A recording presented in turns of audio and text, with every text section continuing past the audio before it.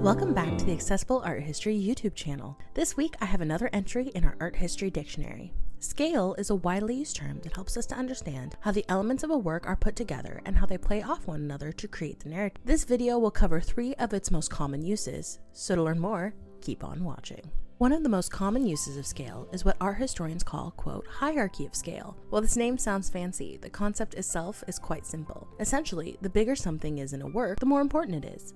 For example, let's take a look at the palette at Narmer. It is an ancient Egyptian palette and it dates to between 3200 and 3000 BCE. Art historians believe it shows the king in his quest to unite the kingdoms of Upper and Lower Egypt. On both the front and back panels, we can easily pick out Narmer from the crowd. He is significantly larger than his troops and even larger than the captured enemy figures. This is to show the viewer that Narmer is the most powerful and most important figure in the scenes. He's the king trying to unite 2 kingdoms into one mighty entity. Another way that scale is used in art is to create visual interest for the viewer. This can be done in 2 ways. The first is that all the elements in the work are balanced and have the same general set of scale and proportion. This is most commonly seen in eras like the Italian Renaissance when balance was highly prized. But in other times, such as during the Mannerist period, scale and proportion were changed to create an unbalanced, slightly strange look. For example, let's take a look at the Madonna with the Long Neck by Parmigiano. The limbs of all the figures, especially those of the Christ child, are extremely elongated. The Madonna's neck, where the painting gets its name, is also elongated, making her look a bit like a swan.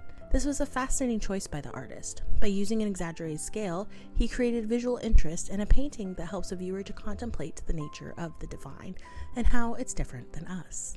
The final way that scale is used is to create perspective.